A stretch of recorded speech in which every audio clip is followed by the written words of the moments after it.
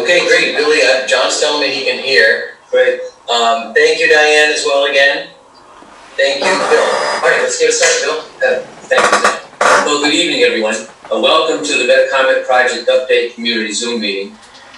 I'm Billy Conley, and I apologize that we're starting a few minutes late. We had a few technical difficulties, but thank you to one of our participants, Diane, for helping us work through them. I want to begin tonight by introducing our project team. First and foremost, development from Marshall Development. I'm joined as project attorney by the law firm of Darrow Everett and Shikashi Law. It's great to be working with both of these firms. True North Communications is our public relations consultant. Bowler is our planning, engineering, landscape, and architectural consultant. Vanessa and Associates is our transportation consultant. Sweeney Real Estate, our land use consultant, and Mason and Associates Incorporated, our environmental consultant. So you can see that we are taking a very thorough, comprehensive, and well-considered approach to this redevelopment project. It's been a little difficult setting up the neighborhood meetings that we anticipated when we first all met to discuss this project. In the midst of the COVID-19 pandemic, there were restrictions that really prevented us from getting started in these conversations when we wanted to. But we are delighted tonight to host this community Zoom meeting. And I think somewhat as a consequence of getting the conversation started perhaps a little later than would have been ideal, I've come to understand in our community that there's a lot of misunderstanding, confusion, maybe even some misinformation out there about the status of this project. Everyone should know that we are in the very first steps of our journey. The hearing before the City Council on August 6th and 11th is simply for the zone change and comp plan amendment, nothing else at this time. This is a project that probably takes 10 years to build out. It will ultimately be a product of post-pandemic market forces and a robust public input and review. Why? However, even at the outset of this project, we know a few things for certain. We will be opening a site in our community that we have been excluded from our entire lives. I've grown up in East Providence, probably with most of you, and we've never had access to this wonderful site right in the heart of our city.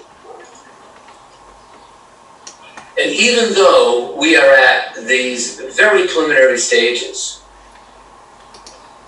as perhaps really a celebration of opening this site to us, we all want to commit to you now, guarantee you, make a promise that we will, in the very first stages of this development, open up at least 30 acres of it to public open space.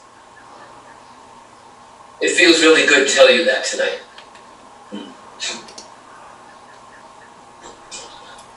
While visiting you through this technology is not the same as seeing you all in person, we really are fortunate that this technology allows us to have this conversation with you. We understand that while providing information to you is important, listening is often the most important part of any conversation. So we intend to do that, and that's a goal of our conversations with you. Now, I've mentioned before that the Marshalls are real East Providence family. And we are very fortunate to have people who know us, have been a part of the fabric of our community, who are willing to invest in our future with us in these uncertain times. So that you all get to know the Marshall family, I'm going to ask Leanne Marshall to start this conversation with you this evening. Leanne, we can switch seats? We can switch seats. Thank you. Thank you, Bill. And good evening, and thank you to all of you who are participating tonight. And we apologize for a little bit of a late start, but the world has changed dramatically in the past few months, and we're all trying to get to the same place. So as Bill did share, we have been a part of this community for over 50 years, both as residents as well as business people. My brother John and I grew up in Rumford. We grew up on Don Ave. We went to St. Margaret's, both the parish and the school. We played Rumford Little League, and our father was a coach for many years. His business also sponsored a team for many years. Our parents also started the family construction business over 50 years ago on Dexter Road, or 60 years ago actually, because it was before we were born. Before he built his office at 75 Newman Ave. He then built Rumford Towers, which was right next door almost 30 years ago. Our family has been a fabric of this community for generations. He worked with the city leaders and businesses to develop and build operation centers for Blue Cross Blue Shield, for Citizens Bank, for Santander, all within East Providence. He built a commerce center with at least 6 different industrial flex buildings at Westminster Park. He created jobs. He created all these different opportunities for these businesses and built from the bottom.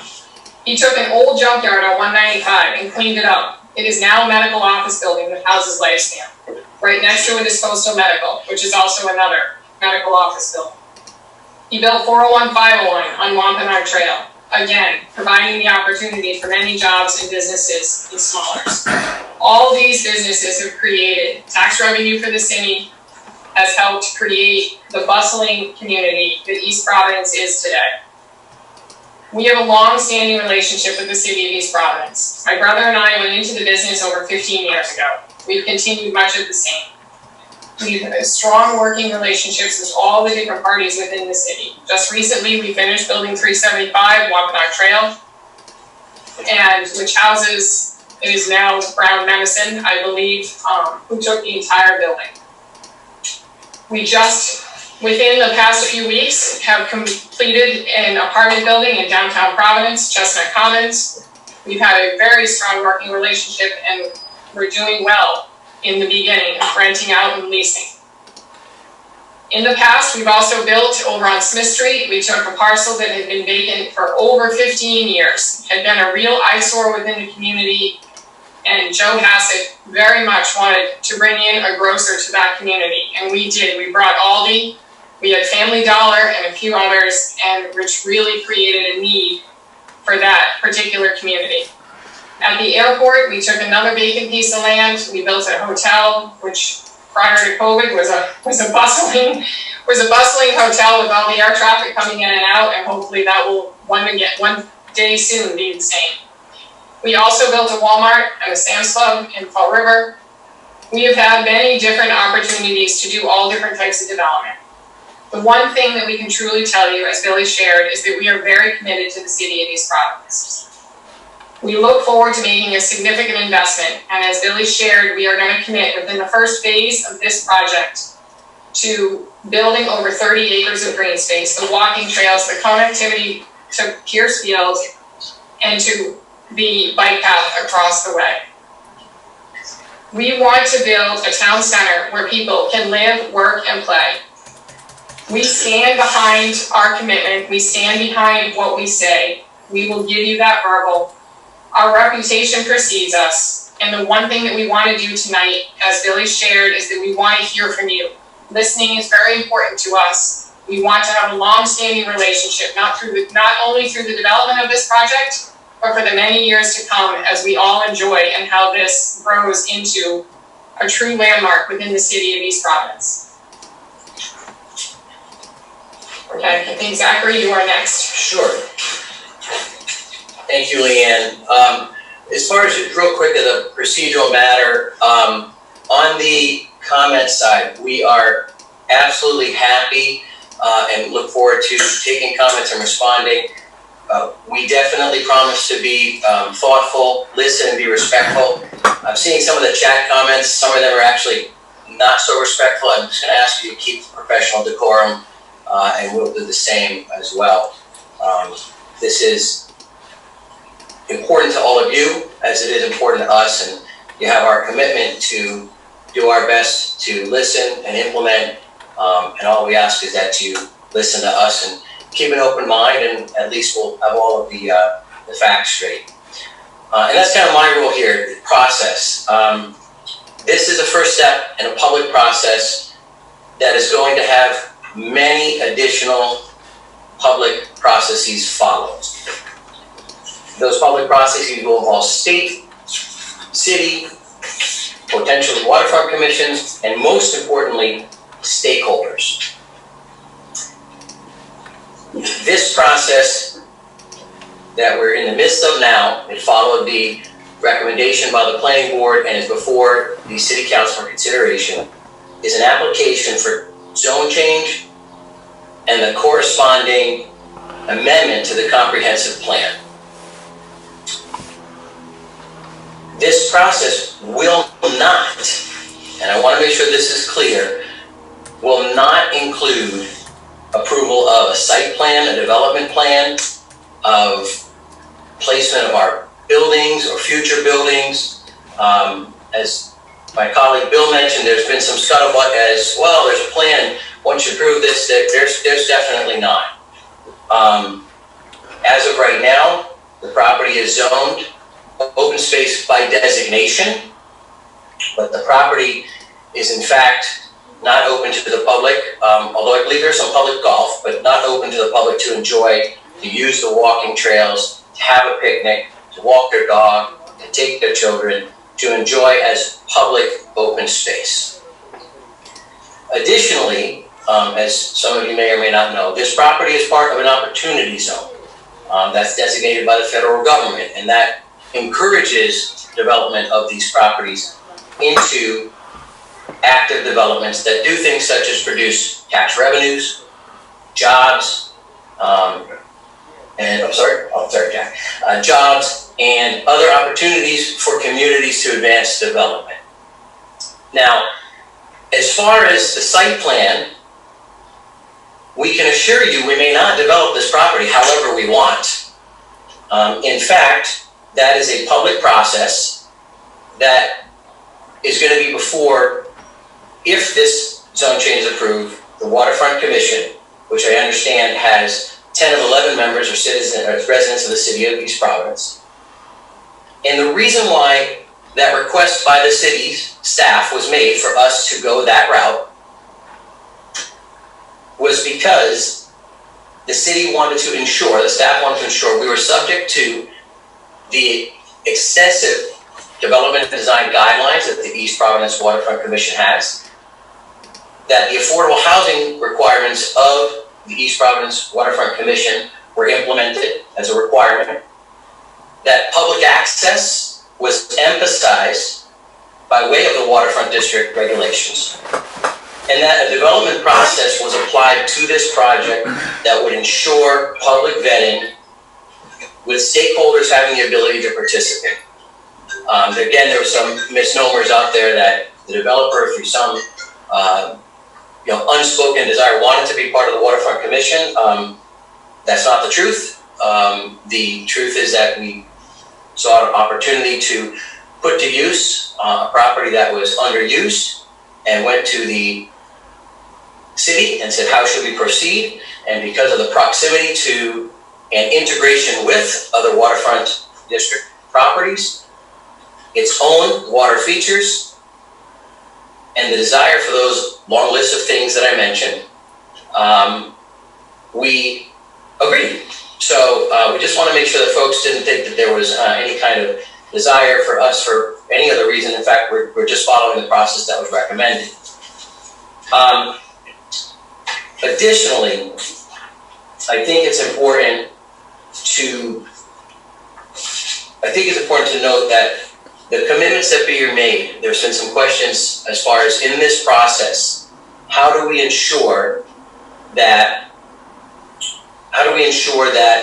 the developer will create this public open space, and how do we ensure that it'll get done the way that they're saying, which is with the walking trails and early with the initial development of the property.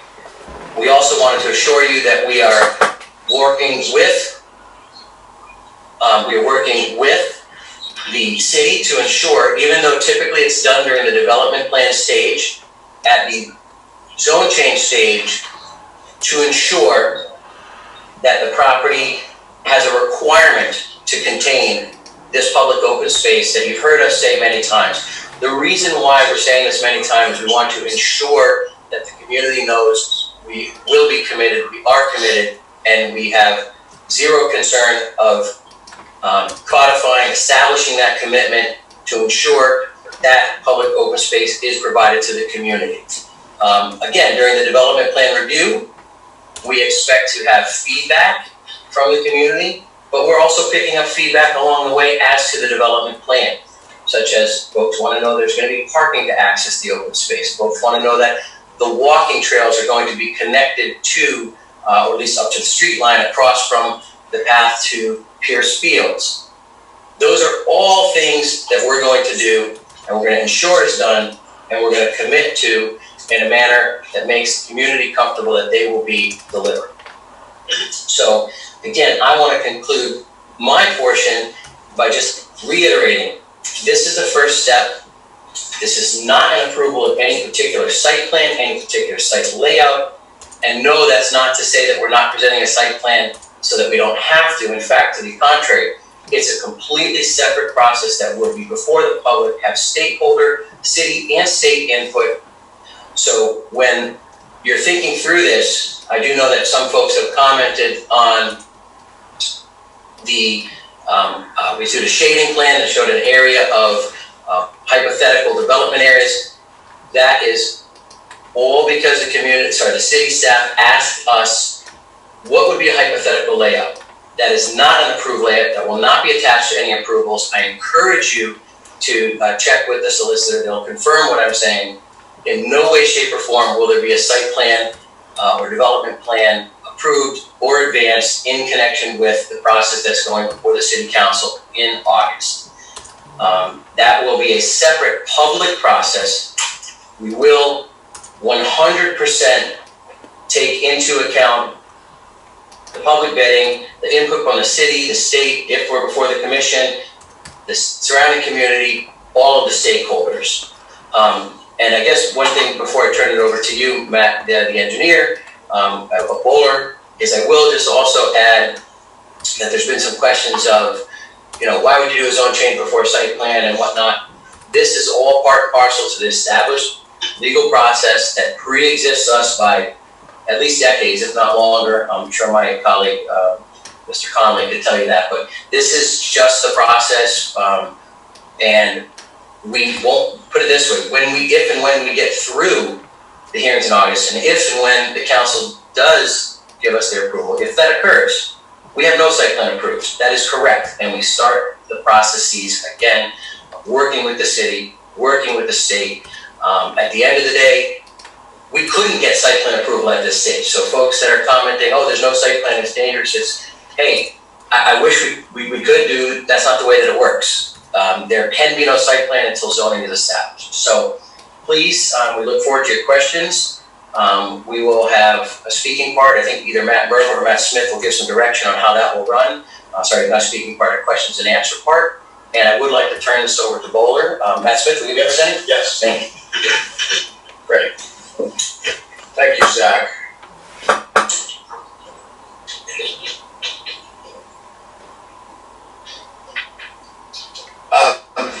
Good evening. My name's Matt Smith. I'm with Bowler Engineering. I'm a senior principal with the firm. We're land development consultants focused on site civil engineering and land planning, and do that work up and down the East Coast. I spend most of my time working on projects like this and overseeing our 3 New England offices. With me as well, who may be speaking tonight, also with me is Matt Murba, who's our Director of Planning and Landscape Architecture. We've been working with the Marshalls and Zach and Joe Shikarchi for the last 20 years on dozens of projects. We oversee, as the site civil engineers, we're really the hub of the technical development of the site. So while we don't do traffic engineering or geotechnical or environmental engineering, we do work with all of those consultants to make sure that we have development that's thoughtful, is done in accordance with all the local and state requirements. And we're very excited to be on this team working on this exciting site. I'm going to run through the site location. I saw some questions. How big is the site? What's happening here? We're going to talk about some of that and the site's context within the community. We'll then discuss efforts to date and what we're looking at and expecting to accomplish. And really what we're trying to do is develop a live, work, play community that has office and residence in it, some retail component, a lot of open space, and a place that we can be proud of for decades. And this is really the start of a process. You'll see Matt Merva and myself from Bowler many times, and we look forward to your input that's critical to making this a successful development that fits within the community. So if we take a look at the screen, the site, everyone knows it's the Metacomet golf course. It's a 138-acre parcel, 21 acres of which is under it's Waterfront Cove, actually. And you can see on the screen, there's a number of other waterfront or special districts in the area that are lined in blue. So it's consistent that we'd have this go in front of the Waterfront Commission. And there's a number, if we shift to the next slide, you can see there's a lot of different zoning around the parcel. On the left side of the screen is the zoning of the surrounding districts. The site currently is open space. We're looking for a change to the comprehensive plan to allow this to be within the waterfront district. You've got some office, some other open space, various uses of different density residential. And a site of this size is big enough, we expect we're going to have mixes of all those uses on the site, and we can thoughtfully transition between those uses. One of the things when we look at this site is just the phenomenal connectivity that this has to the surrounding uses in the area. Just starting from the top, we have across lines, we have Pierce Memorial Field. Across Veteran Memorial Parkway, we have the East Bay Bike Path. And when you look at this site, which I think Billy Conley said very well, while it's a beautiful site today, it's a beautiful site that's used by few. And what we hope is that this development will unlock that site for the use of many. And one of the things that we're showing on the bottom of this plan is where we expect much of that open space to be, where we anticipate to have over 30 acres of public open space on the project that ties into a vibrant development where people can come to live, shop, play, as I said, but also just to enjoy this beautiful area down by the cove, to connect into the East Bay Bike Path off to the west. And it really is the jewel of the site is all this open space. So we'll look through some of what we're thinking, what some of the development might look like with just some bubble diagrams, but really focus in on some of that open space, because right now the thing we know is that we will be preserving that, including repurposing of that in the first phase of development. And I just want to take a look and give some perspective to what those areas are on the site. This plan shows a potential configuration for phase one, where at a 138-acre parcel, this will take 5 to 10 years to develop out, but it will begin with the first phase that we anticipate will begin along Veteran Memorial. And we're showing the black lines are a roadway network through the site, and then the blue lines or the blue toned areas are where we expect to have development paths. That could be a mix of retail, multifamily residential, other types of residential in that.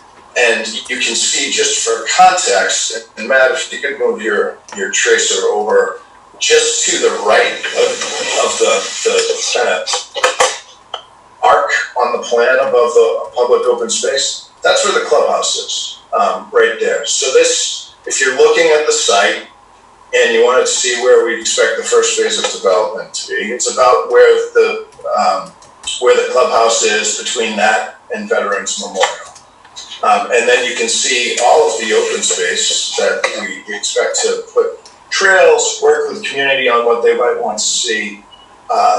Need to work with the state as well, because there's going to be permits that we need to get for that, and come up with a good plan to introduce trails and functional open space in that area. As we look to the next slide, bear with me. Over time, we'd expect that roadway network would extend throughout the site, and we'd have various other types of development. And again, this just simplified with developed areas shown as blue. And what you can see with these dashed lines are trails that connect into the community. We want to have connection over to the bike path. We want to have connection over to the fields across Lyon Avenue. And one of the things that I've driven by the site for a number of years, I'm not good enough to golf there. When you go on the site, there are just spectacular views, and I wanted to hone in on some of those with the next slides here. This is just a key map showing the various views that we're looking at. Looking out onto the Providence River, looking out onto Watchmaker Cove. And you can see with the numbers, the 1, the 2, the 3, we're within the areas that are being preserved for open space. So as we look at these photos, these are the things that we know we're going to be looking at. From the site, this is a drone footage. This is looking out onto the Providence River. Beautiful views from the site. If we go to the next slide, you can see, again, just looking closer over across the Providence. And if we look again, you can see over to downtown from the site. As we look within the site, we're looking down on the area that's the primary spot to be preserved for open space. You can see down, this is again a drone footage, and then as we look at the next images, we get down onto the ground. You can see off into, I'm not sure what hole that is, but it's the feature hole right on the cove, the par 5 that goes around it. It's not expected that's going to stay a golf hole, but we'll look at doing some other repurposing of that for open space. And then as we turn and we look back towards... Sorry, just because those are the views from the public space we're going to preserve, right? Correct. Okay, thank you. Correct. Can you turn to the next one? Again, looking back, this is the area that's going to be available for that public open space. That's looking back towards Veterans Memorial on the site. And then as we move down the next vantage point, it's looking back on that whole area. And that area is going to be developed out with the phase 1 development, and an excellent opportunity for use of this really beautiful area and opening that up to the public in conjunction with the use of the site for the development, and all of that is anticipated to work in harmony. And we look forward to getting your feedback on what you think might be best in those places, how the community will use that, so we can take that into a thoughtful design that works for the community as well as the development. So in closing, this just shows, the overall site. You can see the walking paths that we anticipate, and this public open space that we're committed, the marshals are committed to providing in this first phase of development. We just have some wrap-up items that we're going to run through with the conclusions, and then we're going to get to the questions from folks.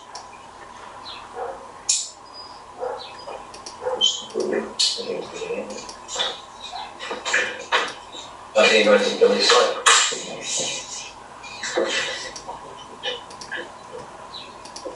Thank you to everyone who did share this different information that we did want to share. And there's obviously a tremendous number of comments that have come through, and one of them that just recently came through, reading any of these comments and listening. And I think, now is the opportunity that we really do want to hear from you and understand. And there was another comment that came through, what's really upsetting you. I think these are the things that we are here to try to hear and to listen. So hopefully Bill will be able to speak up and do that. And as Zach had shared in the beginning, we are in the very, very early stages of this process, and we want to work with you. We do want to hear you, and we are looking for a zone change right now only. And all the different questions that are out there for the height of the building and what we're going to build and all those elements, we don't have definitive answers to any of those questions right now. We're just looking for the opportunity to create a plan with the proper zone to be able to do that. And so our real hope is to build a real landmark community center here that everyone can enjoy and be a part of. So I am now going to turn it over to our team for questions and be able to address either some of the questions that are in the comments, and people want to speak, and how we do that. But our goal is to hear from as many of you as we can tonight. Sure. So I think, Zach, you were going to let. Yeah, and Matt, we're going to walk folks through just on how we're going to run the comment, how to raise the hands, and all that stuff. And then also, if at the conclusion of this meeting, the feedback, is still coming and we want to have more discussions, I think the marshals have acknowledged that they would be more than happy to set up another follow-up community meeting next week. And we'll send out notices again and find out each and every way to continue to distribute them. But again, as Leanne said, we are seeing the comments. Everybody's seeing the comments, as a matter of fact. A couple of quick things too, just to clarify, to help maybe get some of these comments answered real quick, that Leanne and John asked me to address, is that currently, as Mr. Conley said, we keep talking about open space. The current reason why we say public open space is the current property is owned by private parties. It's not open to the public, although you can, I believe, pay a fee and golf publicly. It's not open to the public. They don't have to open it to the public, and no one can make them open it to the public. So what we're trying to do is provide something that then is truly wide open, truly public, and as far as exact acreages and what's buildable and where things go, that is an entire separate process that we can't wait to have the opportunity to work with the community to get there. But not having answers is not because we're hiding or skipping steps or not following the process. In fact, that's not the way that it goes. The waterfront parcel across from us was zoned the same exact way. It was put into the district, no site plan, and if they want to build there, they have to go through the public vetting process of site plan. So that's just something to keep in mind. Will there be additional community elements, additional public space, all to be part of the site plan? What we're trying to do is to provide early commitments. Frankly, the only thing that's out of sync is these early commitments to be sure that folks are comfortable that we're thinking forward for items and issues that are of community interest. I do see some of the comments that pop up and say, nobody wants this, we don't want this. Those aren't going to be comments we're going to be able to productive answer to, other than it's private property, and if it's not a 50-plus year generational family from East Providence trying to advance it, it's going to be someone else, and we're hoping you give us the opportunity to try to win your support. So with that, Matt, you can walk through the Q&A. Oh, yeah, please, yeah. One thing we would like to, and I think Zach, it's an operational golf course right now, but it's not doing well. It has not been doing well, and did not pay taxes for many years. And I'm not going to speak on behalf, but I think there's a many number of comments here that they want to keep it the way that it is, and I cannot speak for the current owners themselves, but the way that it is operational today may or may not be that way in the future. And so that's one of the reasons it's under contract to be sold. And, I think that you need to look beyond, what it is today may or may not be what that looks like in the future. So regardless of that. So it's just something to keep in mind. Absolutely. Matt? Thank you. So the way we want to handle the question in answering, if you press on the participants at the bottom of the screen, it'll pop up a column of attendees on the call, and you can press the raise your hand button. And then we'll know who to call out and who to select so that we don't have 50 people unmuted at the same time. And Matt, also, remember, we need each participant to state their name and their address. Thank you. Also, just so we know, understand your perspective, we'd ask that people state their name and address. And also, we want to get a chance to hear from everybody. We'd ask that folks keep their comments to 2 or 3 minutes. If comments are getting repetitive, we get it. We're going to be taking notes so that we can provide some feedback to that. So with that, I see a few hands raised. Great, I'll go ahead and I'll just go right down the list here. So I'm going to unmute the first speaker here. So who is that that's getting unmuted? Oops. So 14014, you should be able to be heard by everyone here. Hopefully this is... Okay, can you hear me? Yes, we can hear you. Okay. Hi, my name is Debbie Perez. I live at 300 4th Street, East Providence, Rhode Island, and I have lived in this house since I was 12 years old. I was able to get a hold of, I guess, your plan, and my concern is that on 4th Street, directly in front of me, you are proposing assisted living, and all along 4th Street, there will be offices. So when you're talking about phase 1 and you talk about Veterans Parkway and the beauty of it, as a resident, I'm not going to be able to see that. If anything, I worry that the real estate of my property will go down. Secondly, 4th Street is very narrow. It's very long. And if you look at your own map, where you can see Bentley Street is the bad corner, that's basically where I am. It's a blind corner. There are many, many, many kids that ride their bicycles all along 4th Street, families that are out walking their babies in the strollers. I cannot tell you how populated 4th Street is because you get to Pierce Field. And so there's a safety concern with that. I'm not sure there was a black arrow where Bentley was leading into the golf course. I'm not sure if that's going to be an entryway, but it's really something to consider because when you're going around that bad corner, you can't see anything. There are already terrible, terrible accidents there. The third thing is the wildlife.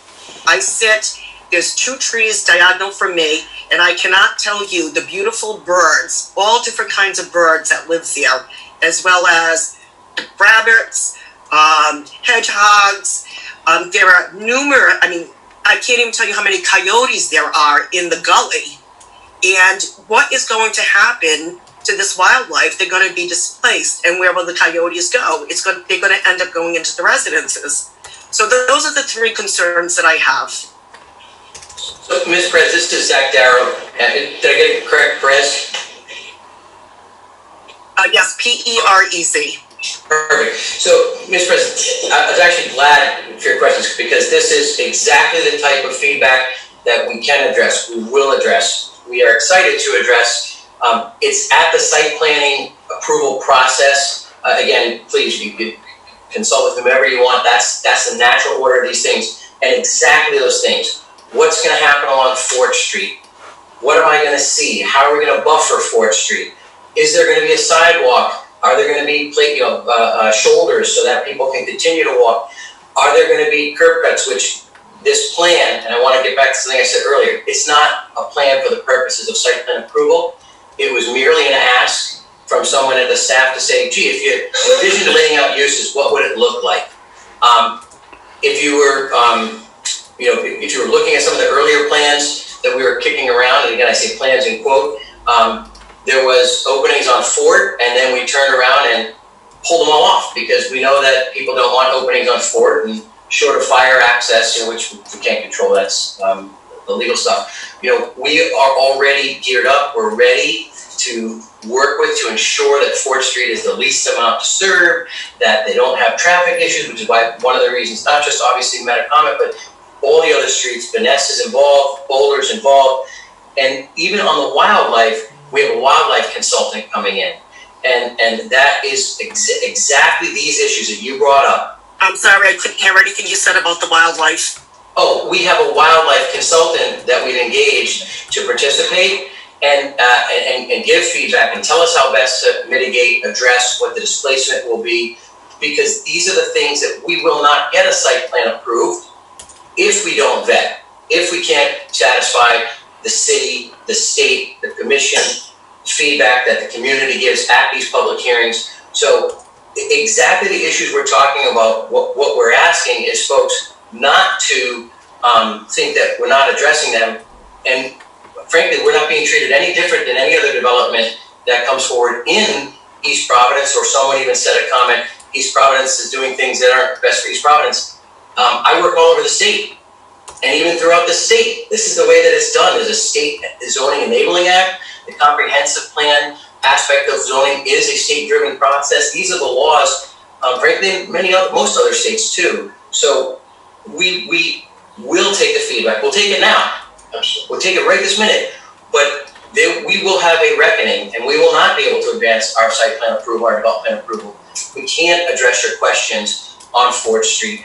Talk to you about a buffer on 4th Street. At one point, somebody said, "Oh, I looked at your plan and you showed, I can't remember, it was 40 feet on 4th Street." And they said, "That's not enough." And Leanne Marshall responded immediately, "Oh, absolutely, we'll provide more of a buffer on 4th Street. That's just what the zoning code has." So our point is, right now, we're not developing the site plan because we're not entitled to process-wise, but also we want to work on these things. We're already starting to get the feedback even before you gave it, but we'll continue to take it. We know 4th Street is going to be something that we need to be very sensitive to. In and out. 4th Street will have to be something we're very sensitive to as far as buffering, as far as any kind of vehicles that are put onto 4th Street. We've heard that loud and clear. We're going to implement it, and the site plan approval process will not complete unless we're satisfactorily addressing those issues.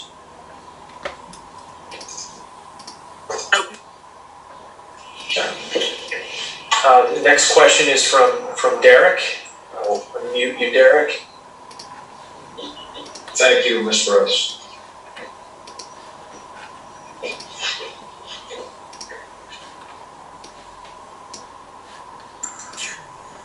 Okay, can everyone hear me?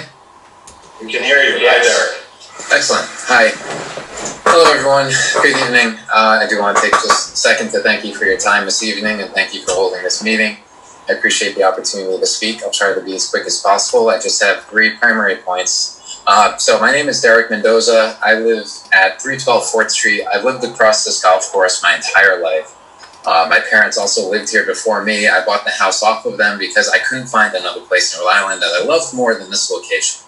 And I feel very strong and passionately about this location. So that said, I guess I have a lot of points, but I'm going to just stick to 3, I guess. One is I feel like 30 acres is really, I guess, take a little issue with the 30 acres of open space. First, I'm very familiar with the golf course. I learned to sled in the golf course. I know I wasn't supposed to go in it, but I was in there all the time. And most of the wetland, most of the area that would be open space are places that are really hard to develop anyway. So it feels like it's a good thing that we have 30 acres, but at the same time, it would be pretty prohibitively expensive to develop on that particular section of 30 acres. There's a lot of power towers, there's wetlands, and the grade of the hills in that area, as I learned with sledding, very difficult for really building up much. So I feel like we're given the 30 acres that you couldn't really develop much anyway. And I also feel like it's relatively pretty small when we're talking of 120 more acres, 120 not counting the waterfront, the actual water real estate, 120 acres and only 30 of it would remain green when we have so little green space actually in East Providence especially. I feel like starting the plan with 30 just is a really uncomfortably low number for me. I know you say that we don't have access to any of this right now.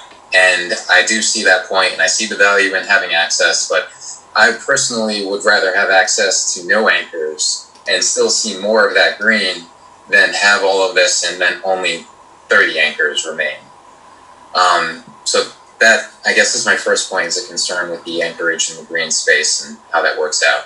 The second, and I don't want to beat the dead horse here, but I really am hesitant, I guess, to support these zone changes without all of the homework done first. And I understand, as was just repeated, that this is commonly how it's done in the state. But this just feels far too extensive and far too big of a development to not know the environmental impact, to not know the traffic impact, to not know the community. I mean, we're kind of getting an understanding of the community response now, but really a lot of the community response will depend on that environmental impact and traffic study, because we are the ones that are going to ultimately have to deal with that traffic and deal with displaced environment. So it's hard for us to come here and make a decision on whether we support and how we support it without knowing just how extensive of an impact it's going to have. And once these zoning changes are approved, it's the kind of thing that you don't really go back from. It's not like the city council is going to take it back and be like, actually, we're going to make this back into a park. It's, once that's done, it's done.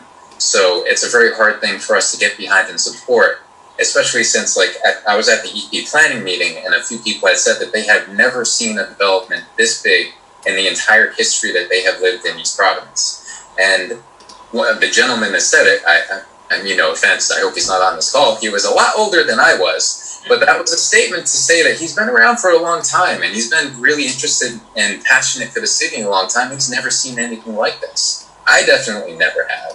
So it's hard to back and get behind it when we still don't have a full understanding of the environmental and traffic impact. And then for the community to, I guess, understand how that affects us. And I just have one last point before I hand over, and that is, I don't understand, maybe this can be explained better, I don't understand the benefit of handing this over to the Waterfront Commission.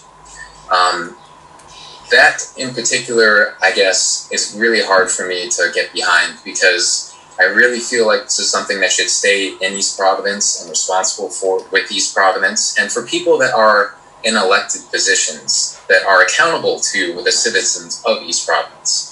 Now, the Waterfront Commission is made up of people appointed to that position. They are not elected. I do not have any direct influence, neither do any of our community or the town of East Providence. Really, I mean, I believe our mayor appoints some, but like on a direct citizen level, we can't say I'm not going to vote for that person anymore if they don't support me. Like, they don't have any real need to have to listen to this populace. And I understand that a lot of people are trying to work with East Providence and they want to work with our citizens and they don't want to like force anything on us. But when it's something this big and this important, it's really tough for me to get behind handing this over to a position, a group that is unelected by the people, directly by the people, I guess is what I should say. And those are my 3 points. And I want to thank you again for your time and the opportunity to speak. Derek, first of all, thank you for the even keel of your comments. Much appreciated, and we're gonna try to earn your support. And you mentioned, how can we ask you to support? I'm gonna ask Matt to address some of the numbers, acreage in a second, but just on the process, you mentioned elected versus appointed. One thing to keep in mind that the process that's ongoing, obviously, is with elected officials. If in fact this were not, and again, part of the Waterfront Commission, which would have been a path, that we were fine either way. We wanted to follow the city's professional staff's direction. But whether it be planning board or Waterfront Commission, they're still not elected officials. They are appointed officials, confirmed, various processes, which you indicated I can tell you're familiar with by the comments you made. So there's no dog in the hunt for us. What happened is the city pointed to extensive design development guidelines, requirements. They pointed to affordable housing requirement. They pointed to public access, which obviously we're providing, but requirements and connectivity. There's infrastructure that can be provided for. So these are things, the tools that we were told that would benefit the community and have control and input, over and above and with more of a fine point pen. And we said, fine, it's a large development. We should take, the time to work through these things. So there was no pushback, but nor was there any kind of plan. But Matt, I know there's some confusion of some of the acreage. I want to ask if you can make some clarified points on that. And then we'll continue to work with Derek and others in the community on issues just like, on the traffic as well, as I mentioned. Great. And I echo what Zach said. Thanks, Derek, for your comments and feedback. The site, it's 138 acres in total. About 21 acres of that are underwater in the cove. And the area that we're calling out for this dedicated open space is 30-ish acres. It's actually a bit bigger what's shown on this plan, which leaves us with 80 some odd acres of developable land. Within that 80 acres, there's going to be a lot more acres of other open space that occurs and places for public gathering and other uses. We just don't know exactly how that's going to go because we don't yet have the plan fully developed out. So there certainly will be other areas, but it'll be more embedded within the development that are green areas, that are open areas. Can you just those numbers to clarify? So total, I would say total, 138 total, underwater, 21. above water total, Above water total is 117. of which 30 plus is what we're going for. Correct. And I wouldn't be surprised you're if talking that about number, when we talk about green space on the site, it's going to be, But that's not included. yeah, you'll have over 40 acres of green space. And we haven't planned that out yet, but just we need to start looking at how to transition things, how to connect some of these areas to the surrounding community. We want to have this be a vibrant development that, more so than ever, people want to walk places. People want to get connected with some place and then get connected to others. And that's what we will endeavor to do here. And we're hoping to take some of the pedestrian travel off the streets Absolutely. and through the site to get up to Pierce Fields, to get to the bike path. So to be kind of part of the fabric of the neighborhood, not against. And when we go through the planning process and start looking at the traffic and just the pedestrian connectivity, how it's all going to work, we will put together thoughtful plans that improve things here. I mean, one of the issues that jumps out is just trying to take a turn and get out onto veterans. You can wait for a long time. We're going to work with the community, with the DOT, to come up with solutions for that. As you walk today, I've walked around this site. As you come down Fort Street, there's not always that much room. There's some overgrowth on Lyons that it's not a great place to walk right now. We want to make this a great place to walk. We want to make this a very functioning piece of East Providence, and we're going to get there. And this sort of feedback from both Ms. Perez and Mr. Mendoza, that's what we want. And we look forward to working with you on some, well, how about we do this sort of sessions to come up with ways that it's going to make it blend in. As Zach mentioned, one of the early feedback items we got, we had multiple driveways going to 4th Street. So, geez, that's probably going to be a problem. So, yeah, that's great feedback. Let's reduce that and put more of a buffer along 4th Street and work with the neighbors to have it appropriately transition into the site. If we could go on, thank you again, Derek. The next thing that we have up is Lynn, so you should be live here in a moment, Lynn.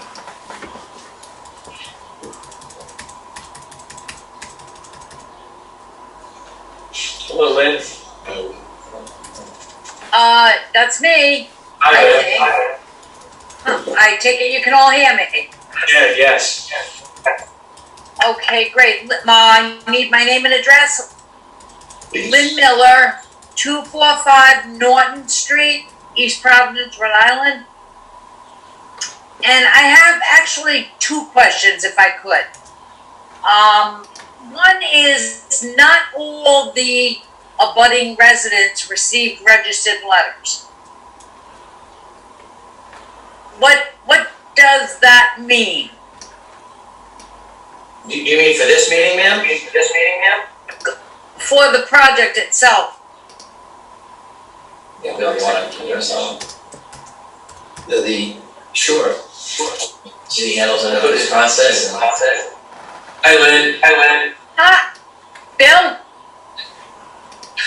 So, as far as the notice for the planning board meeting is concerned, there's a legal requirement, that, essentially the city sends out on the notice.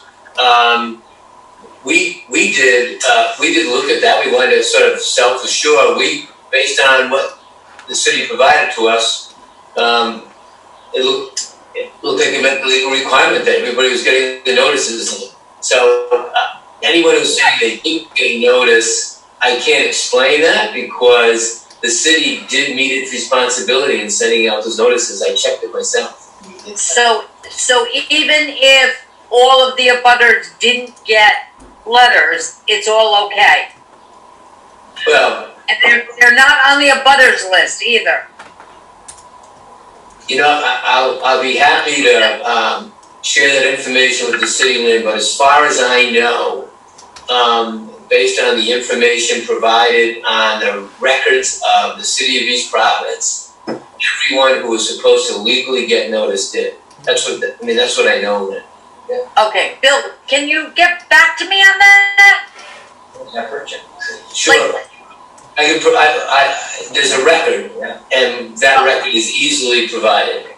Okay, that's great. And my second question, has any of the residents met with Marshall at all in the least? So I know. Yeah. So Lynn, it's Billy again. So Yes. we've made efforts to communicate. I know that I know that the Marshall family has as well. And I know I've seen some of the chat rooms that we're using, the pandemic as an excuse for not having really communications. Nothing could be further from the truth. It was really frustrating, quite frankly, figuring out how to navigate our way through the governor's executive orders from 5 people, 15 people, 25 people, trying to find ways of communicating. As I said in my opening remarks, although this is not the same as seeing you all in person and being there, this is really we decided the best way to communicate with the most people possible. And I also said in the beginning, Lynn, that, ultimately, if we're allowed to proceed, what happens on that site is going to be the result of a really robust public input and review process. I've seen some of the comments, and I know you're concerned as well, Lynn, that you want to know now what's going to go there. The reality that the Marshall family has to deal with is that they're still willing to commit this investment in our future, even though they're going to have to manage doing that in a post-pandemic market factors. So we need, meaning the developers and the community, we need to work together, and we need to do the best by the city, not only in terms of the process, but ultimately what happens on that site and what a post-pandemic world will allow us to do there. But the reality is, Lynn, that this is not going to remain a golf course.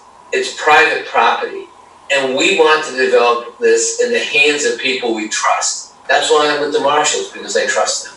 And I know that I completely understand what you're saying, Bill, but what I'm asking is, has anyone from Marshall met with any of the residents at all? Be it at Donut? Yes. If you're talking about like individual meetings with residents, yes, we have. Yes. I know the Marshalls have, I know that Zach has. So yes, I thought you meant sort of like a community setup. I apologize, Lynn. But yes, I've had conversations. I know that other people that are with me this evening had those conversations as well. We've also reached out to Councilwoman Susan to set up a meeting with her Yes, as well. and, right. And we've also, because we understand, how important this is, the Councilwoman Souza to advocate for the concerns of residents. We've also suggested to her that we'd be willing to, any kind of meeting she could manage to set up under these very challenging circumstances, we would make ourselves available for as well. In fact, we offered to join her community meeting, Yeah. So these are not hollow promises, Lynn. We are in this for the long haul, for the benefit of our community. We want to see good come out of this. So these are not hollow promises about listening, about being available. We mean it. We want to do something here that we can be proud of. And so we will continue communicating in all of these forums as best we can. And I appreciate your responses. Thank you very much. On to the next. Thank you, Lynn. Take care, Lynn. What? We said thank you. Thanks. Take care. Greg is up next.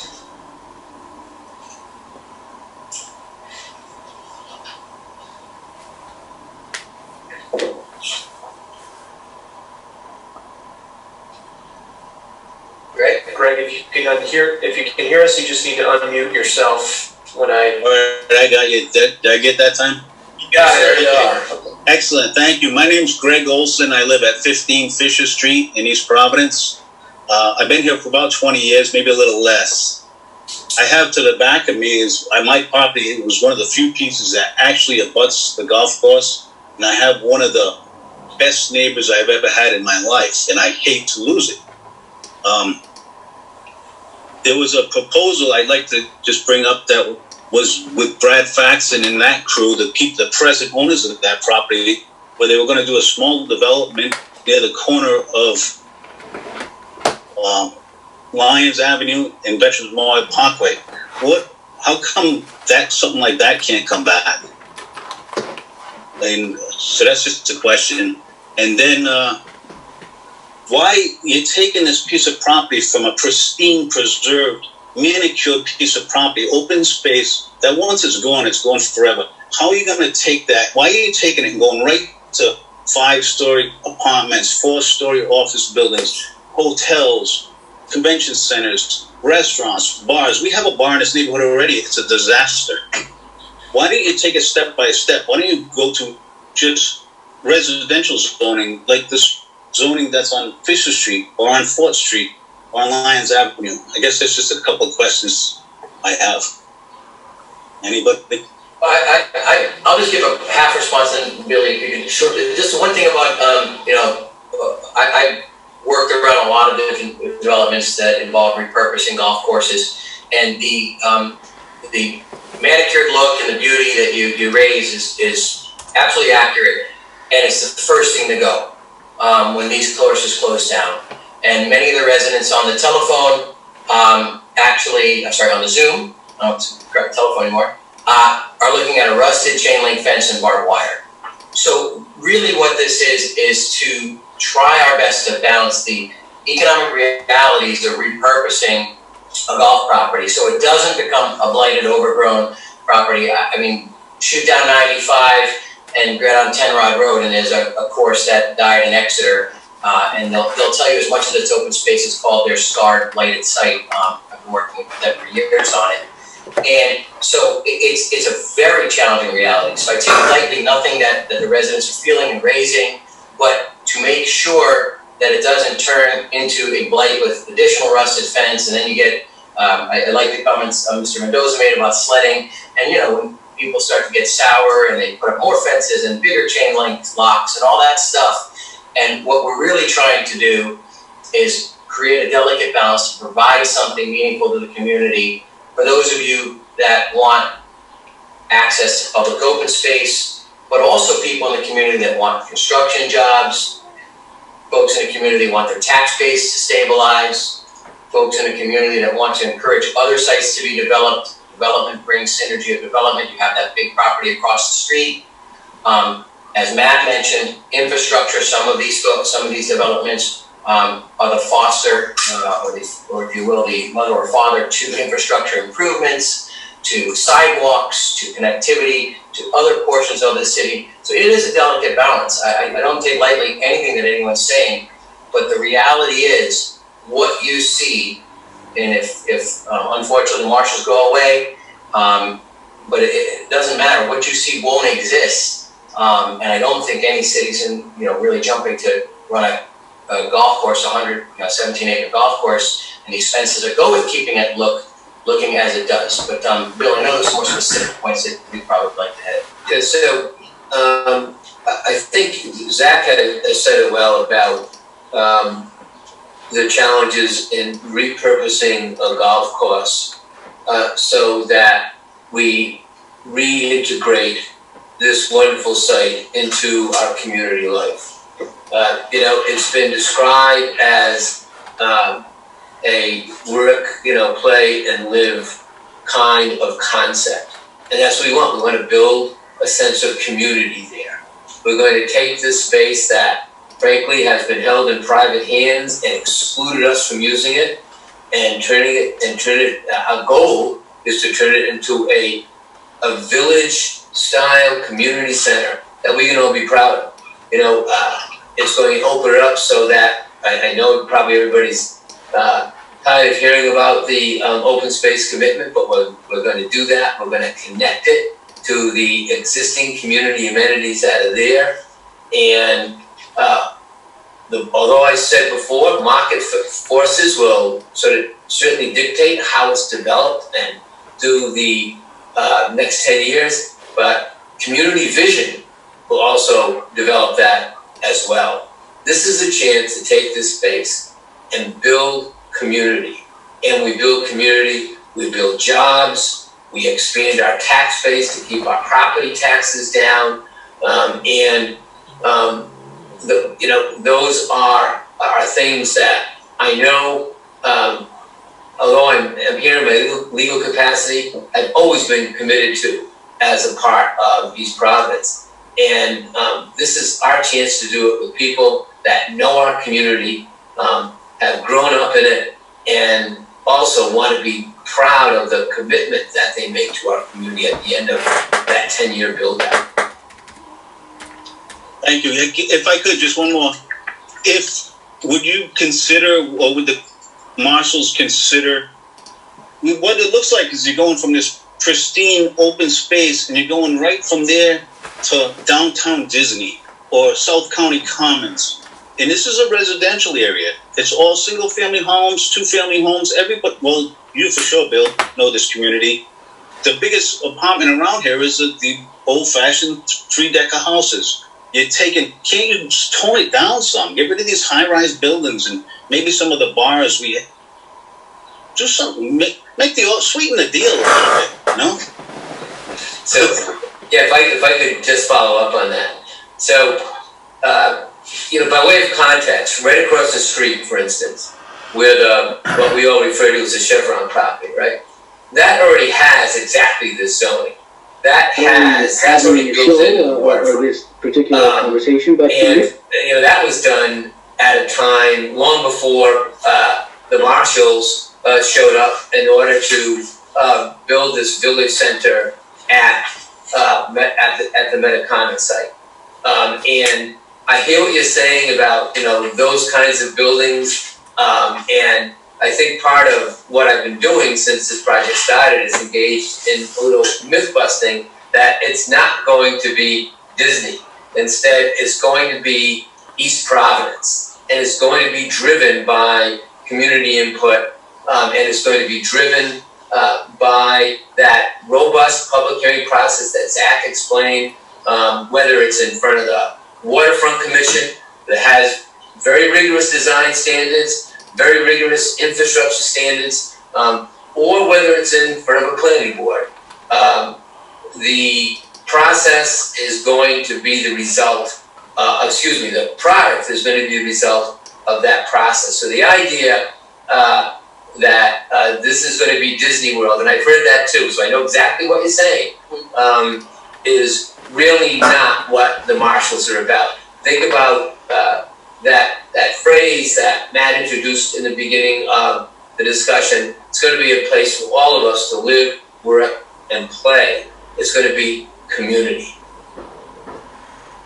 Well, okay, that's all. I'm not gonna. A lot of people probably have questions, and I think I've taken up enough of your time. I appreciate the marshals giving me this time, and Mr. Conley as well. Have a good evening. Thank you. Appreciate your feedback. Tracy is up next.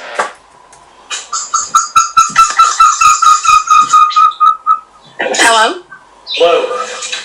Hi, my name is Tracy McGowan Finkbeiner. I live on 37 Fisher Street, and my backyard abuts the Metacomet Country Club on the 8th hole. My biggest concern, obviously, is to keep it as it is, but as we all know, that's going to be a difficult fight.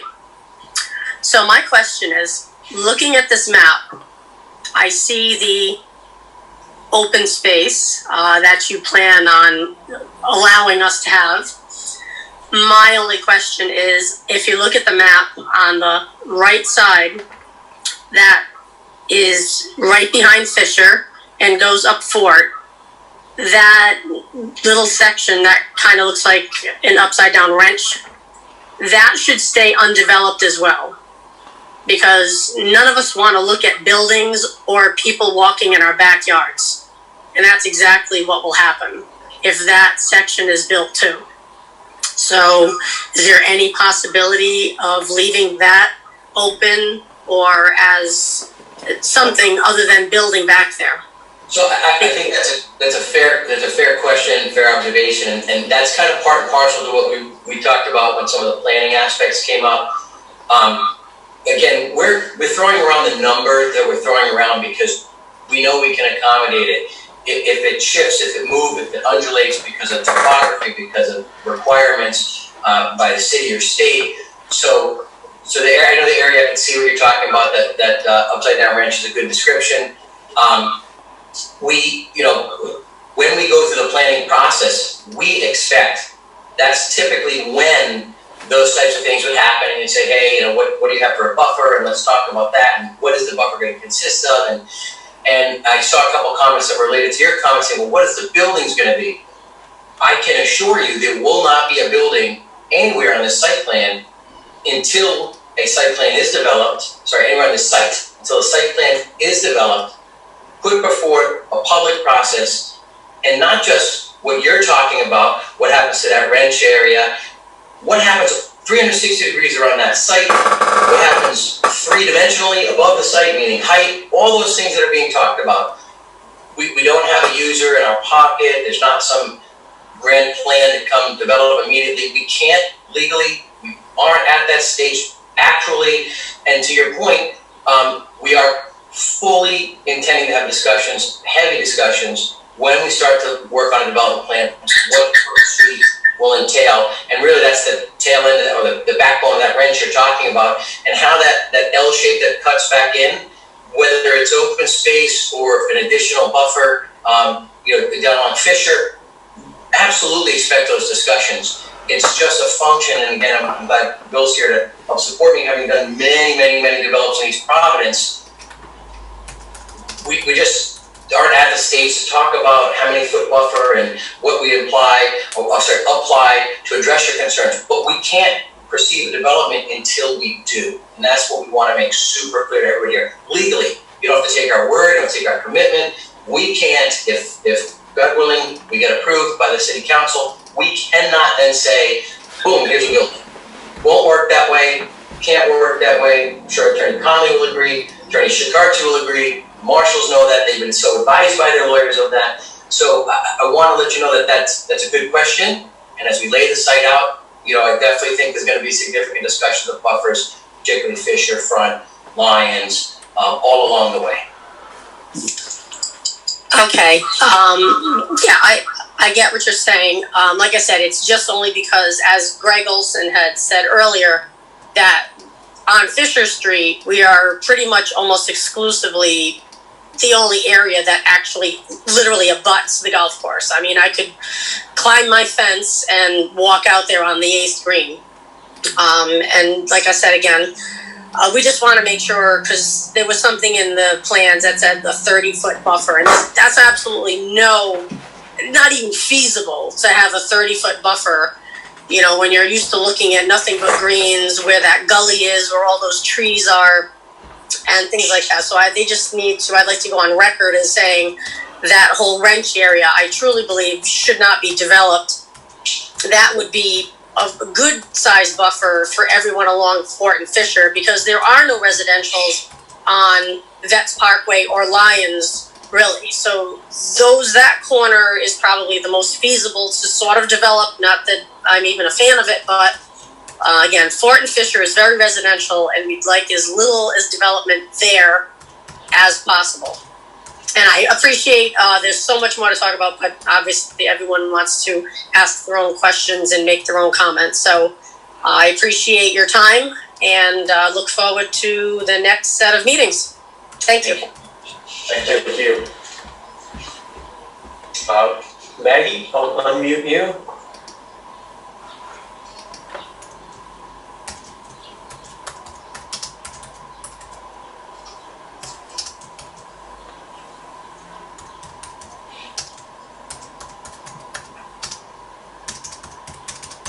Unmute, can you hear me? Yes.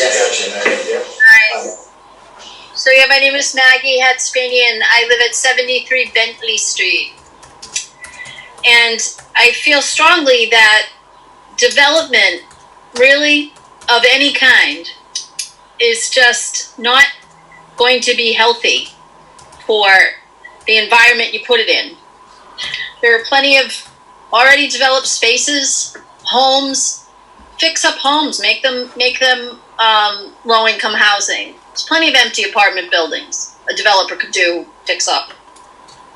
Empty business fronts all over the city are left empty, and someone's gonna pave and build on open space. I feel strongly that this is bad for the environment, not just the city of East Providence. Yes, this is the environment where this particular golf course is, but development of any kind like that, to clear open space and put up buildings, I'm not in agreement. And I feel that the DEM and land preservation organizations are out there. I just heard about this last week. I live, not far, and I didn't get any kind of notice or anything, but to be honest, we're gonna, I know several people, and we're not in agreement with what you're saying. You're saying we're going to build, this is what we're going to do. We're going to allow you to have 30 acres. This is just, you've already decided what's best for this piece of land, and I disagree.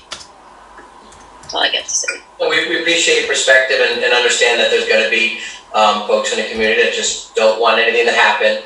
And I will make clear, it's not a function of allow. We're referring to the current legal state of ownership, so please don't take anything more than that. Meaning, today, as cute as the sledding story was, it's trespassing. It's not public property, so it's not an allow function. If we're gone tomorrow and we don't develop it, it's still not public property, and that would take, again, someone to take on some entirely different process. So please, Maggie, don't take any kind of imposition on our part. I try to say, I think I said even God willing multiple times that the city council provide us the opportunity. So there's no imposition on our part, and at the end of the day, it's not a function of allowing 30. We're referring to a designation currently and an ownership currently that, lawfully speaking, you can't go sled on the property. You can't take a picnic on the property. You can't bring your dog through the property. Do people do it? Sure. But we'd really like to open it all up for everyone to feel comfortable to do so. But I do appreciate your perspective, and I know where you're coming from, and we're doing our best to respect you in the process. Thank you. Moto, if you could give us your name when you come on. I'm unmuting you now.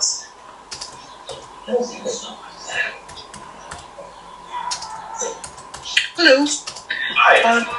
I'm Jordan Werner. I live at 74 Mountain Avenue, which is just a little bit up the parkway, and I walk my dog along the bike path and see that beautiful piece of land all the time. And I think we have, all of us, noted how much the traffic has increased with the building of the orthopedics building, and as Kettle Point has expanded and continues to expand. And with the development of the Chevron area, obviously that is going to continue increasing. Someone I didn't catch here, but someone for Marshall was talking about how you're going to make improvements, such as it's hard to make the turn out of the golf course at the moment onto Veterans. And the only way to improve that really is to put in traffic lights there. What is that going to do with the entire flow of traffic in the area and the whole density of traffic and the pollution from it? That's my first question. The second question is, it's really hard to think about rezoning something when we really don't, or I don't, have any sense about the number of units you're talking about. Is there going to be a movie theater, a restaurant, bars? What is going to be the noise pollution and the light pollution? It's very hard to in effect feel as if the community is writing you a blank check. I'm sorry, I guess I had said something pretty amusing, Mr. Conley. But I'm sorry, I don't know what that was. And then I would also go back and reiterate what the last speaker said, which is, you look at where our world is now. Do we really need more development? In terms of tax stabilization, surely we're getting that from Kettle Point and the orthopedics building and Chevron. Why do we need more? Thank you. Thank you. Sure. Zach, if I can, I do want to apologize, because I want to answer, but I want to explain. I had my phone in front of me, and I flipped up, and I had it on screen, and a picture of my grandson showed up on my screen, and I looked at it and smiled. I apologize. It wasn't about the comment. I apologize for being distracted, but it's because of the picture that popped up. So I apologize. Okay. Thank you for your comments. Relative to traffic and what happens with a development like this, we have reached out to DOT to start reviewing strategies for helping to improve traffic flow through the area. There's been talk in the past of development at the Chevron site of potentially putting a roundabout out on Veterans Memorial. It may be that signalization of some sort is the right solution. Without a doubt, there's no substantial development of this property that happens without improvements to traffic. And typically what happens is those traffic improvements improve the overall traffic flow on a typical day. If you have a site that's very busy, certainly there are times where you need that traffic mitigation because it does get busy. But what you'll find is on your morning commutes, sometimes it's tough taking a left out of there, and the site might not be that active on the morning commute, so the improvements that get made happen to improve that flow. And as I mentioned, we will look to do that to improve vehicular flow, pedestrian flow around the property, and those will be thoughtfully looked at in conjunction with DOT and with city officials and with the neighborhood. And in terms of just mitigating development, as I know Zach has said a number of times here tonight, there's not a plan, but when there is a plan, it's going to be a thoughtful plan that's developed in accordance with the city requirements, with accordance with what the marshals want for a thoughtful development that fits in well with the community. We will mitigate impacts from lighting. We will mitigate impacts from additional paved surfaces. We will coordinate with coastal resource management. We will adhere to all the state standards to make sure that that everything's done in accordance with all the regulations that are intended to mitigate those impacts. So I know it's tough to look and say, yeah, but you gotta develop it, so everything's gonna happen. We'll have to do that thoughtfully. And there's a lot of development that exists that doesn't exist like that because it predates those regulations. So this will be a very well-developed, if it does proceed through the rezone process, it will be a very thoughtful development that I expect folks that are on this and have interest in this will use this site and will come to have this as part of the community. But I understand completely. You've been walking your dog and in the community, and it's great. It's great to look at it in the condition. It's kind of thing. So I understand for sure. Thank you. Mary, I'm going to unmute you.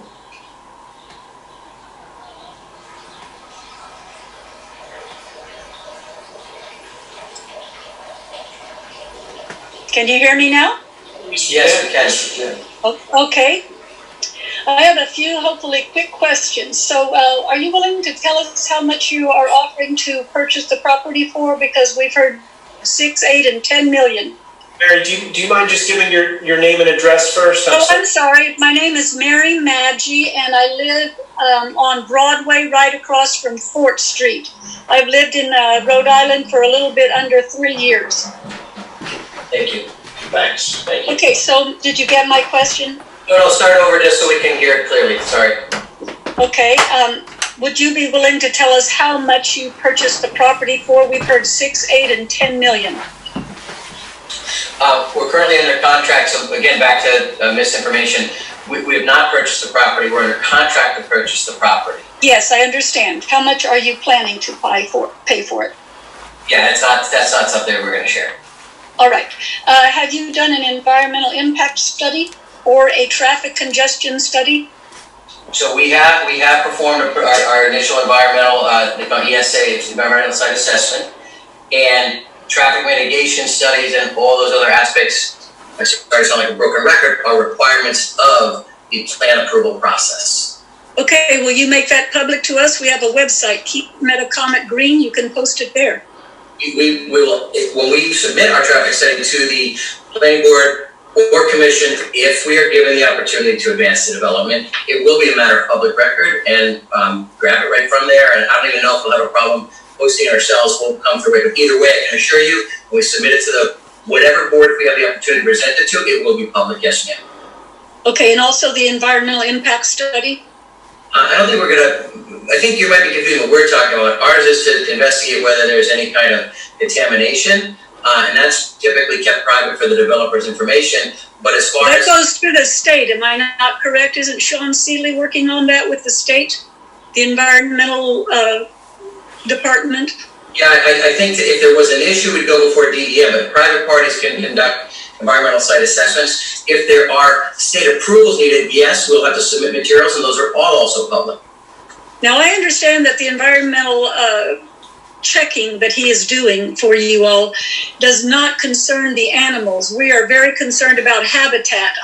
We all have plenty of places, plenty of streets, residences where we can, residential areas where we can walk. So you seem to be telling us, that now it's private and you want to open it up, but most of us don't want to use that. We want it for habitat.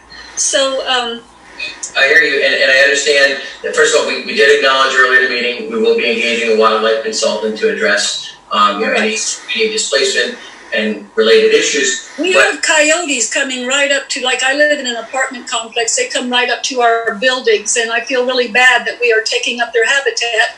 And I'm of the opinion, like so many of us, that in this day and age, urbanization is a backward thinking thing to do, that we really need to respect habitat all over our planet. So we're very concerned that this is happening so quickly and that we had such poor communication.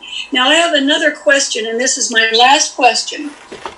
Okay, so in theory, I'm speaking hypothetically, but in theory, if this 138 acres gets rezoned, then and you buy it, then you can really do whatever you want to with it within legal limits as far as state regulations. Is that concerned? Because this business of not having a plan and just all we're hearing is rhetoric, it's very, it does not build confidence, okay? It does not build confidence. So in theory, if you acquire it, you can do what you want.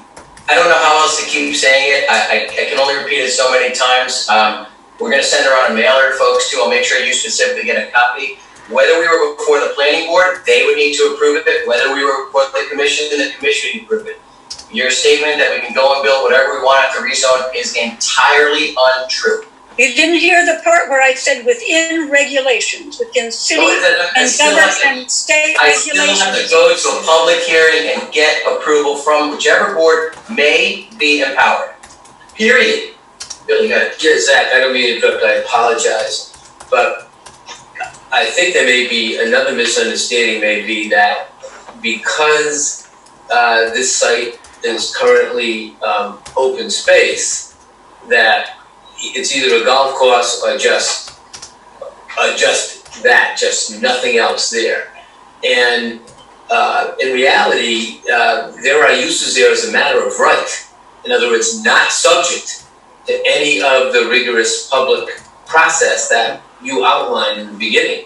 Hospital, amusement park, those are uses, and others are uses as a matter of right in open space that would not go through any of the rigorous public hearing process and be developed over the kind of period of time that we're talking about. You know, open space requirements, like nothing they can develop an amusement park fully. It's as a matter of right. So I just, again, I just think that one of the misunderstandings that I'm starting to hear is that because it's open space, nothing can happen there. Right. That's not legally correct. Well, we don't want anything to happen there. We want it just to be left alone. We'd like to see another group buy it as a golf course. It's unfortunate the city didn't buy it when it was for sale for whatever, 2.5, 3 million. Yeah. Anyway, that's all my comments. I'm happy to let somebody else speak. Thank you. Cynthia, I'm unmuting you now. Thank you very much for your time. So I have a question regarding the fact that my community has been really outspoken in regards to this development. There was a petition that went around with over 3,000 people. Cynthia, could you just please give us your name and address? Yeah, absolutely. My name is Cynthia Mendes, and I live in Bullocks Point Ave right here in Riverside. I drive through the Parkway every day to work. Thank you. So you're welcome. So my community's been really outspoken in regards to how they feel about the rezoning and keeping Metacomet green. So as we talk about this narrative of what we can do, or it sounds a lot like what you're going to do. There's a lot of statements about what's going to happen, but the fact is it hasn't been rezoned, and people are really, really adamant that it is not, and that the space stays green, as we just heard. Have you considered the fact that over 3,000 people have signed a petition in a very short time, and have you considered that and taken that to heart and decided to maybe walk away? So I know that we're talking a lot about what you will do for us and throwing us a bone, but I'd really like to know if you've considered the fact that overwhelming amount of people have communicated they do not want this changed. They want the space to stay green. Do you plan on continuing to pursue that in the face of that, even with this vague plan that we haven't heard about? And I know, we'll hear the plan later. You could tell us now if you wanted. That's an option. But what I want to know is what it will take for you guys to walk away. Obviously it's not 3,000 people speaking up. So what will it take? So, Ms. Mendez, I've been doing this a little while, like 20 years, and I know that Matt and Mr. Conley and Mr. Shark are doing it a lot longer. Oftentimes, folks that are in support don't come out. 3,000 people are very important in community, but that's not your 48,000 residents, okay? And the answer to your question is no, we have no intention to walk away. We intend to dig in and work with the community and try to please as many people as we can. We know we definitely won't be able to please everybody, but we're gonna give it our best try. Thank you.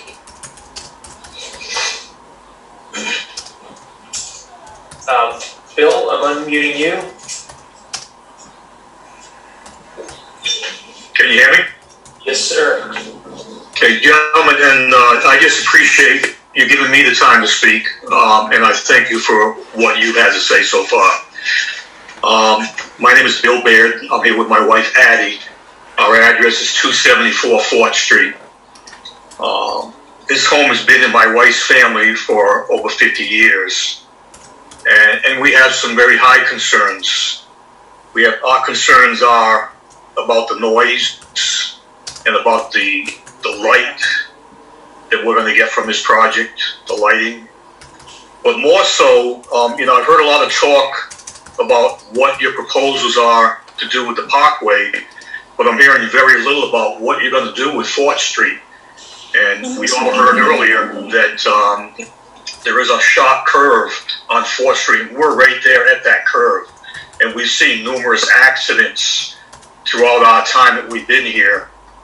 And we just, we're curious as to what your proposal is to take care of that, because we know that traffic is going to be coming down this road more than we probably ever seen once this project takes place.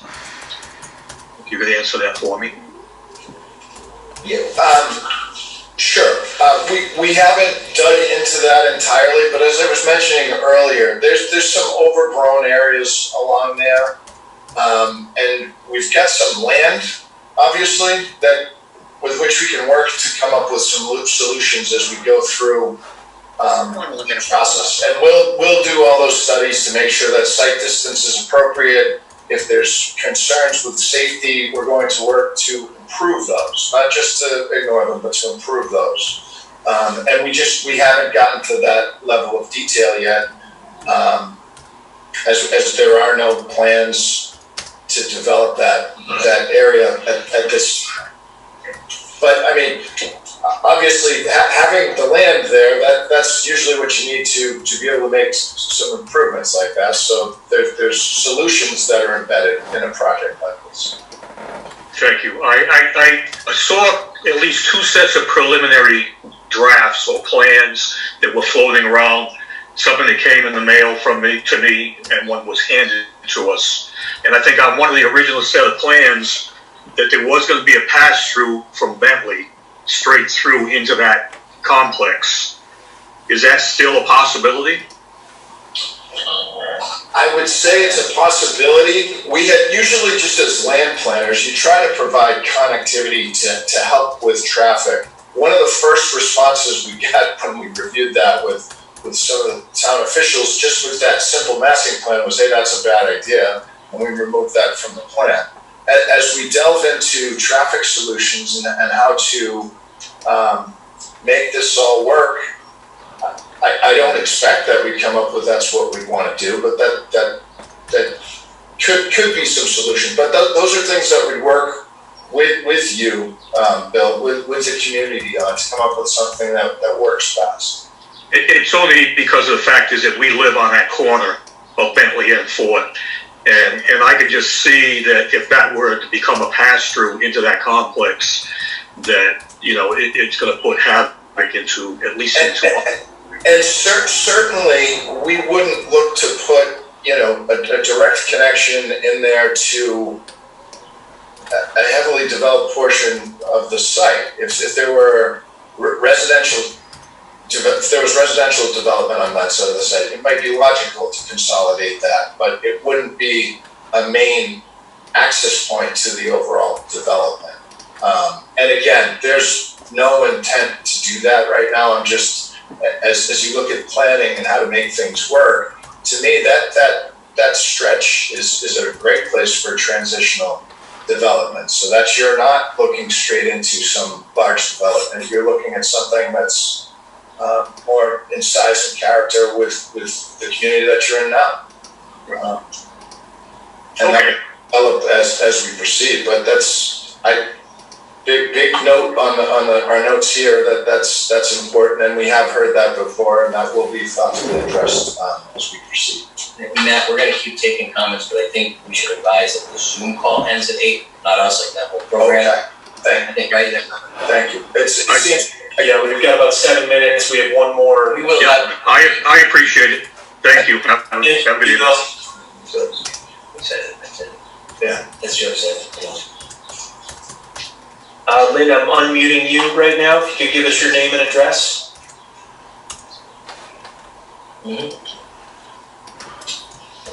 I'm sorry, thank you. Lynn Miller, 245 Norton Street, East Providence, Rhode Island.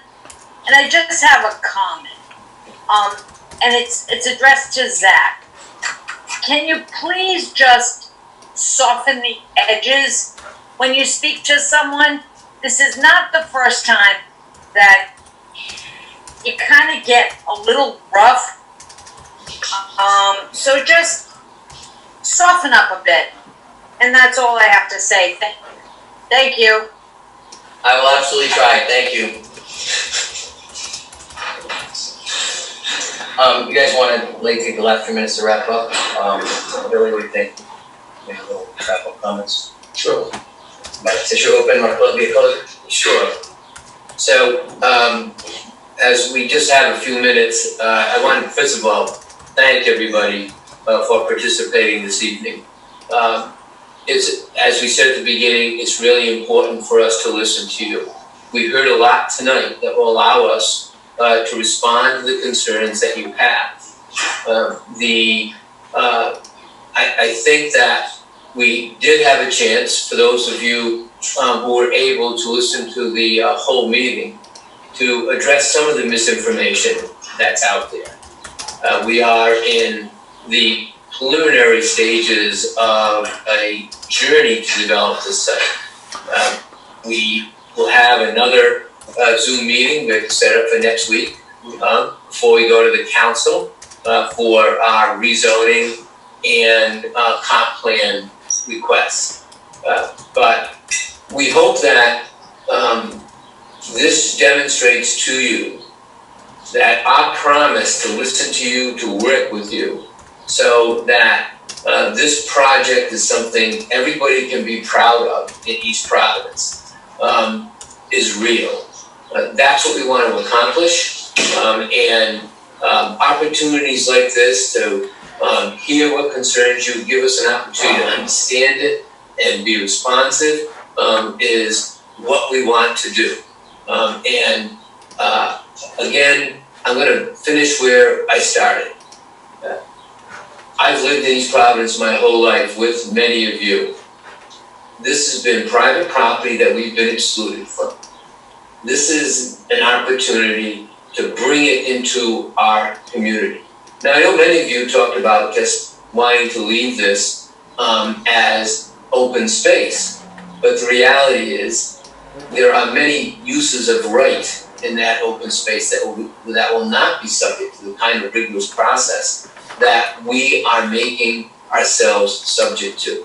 So we hope to continue to listen to you, to talk with you. We hope that you will continue to talk to us, and we look forward to, if we're permitted by the City Council to get this zoning, we look forward to subjecting ourselves to that rigorous public review and putting a project there that will enhance the sense of community of East Providence and bring something that all of us will, again, want to either live there, go to work there, or play there. Bring jobs to East Providence, bring construction jobs in terms of the project, bring jobs to East Providence and what happens there at the same time as we've committed to building this creating this wonderful access to this public open space. So I don't know if you want to add anything on that. That's well done, thank you. Thank you everybody for their time. Thanks everyone, have a good evening. Good night, appreciate it.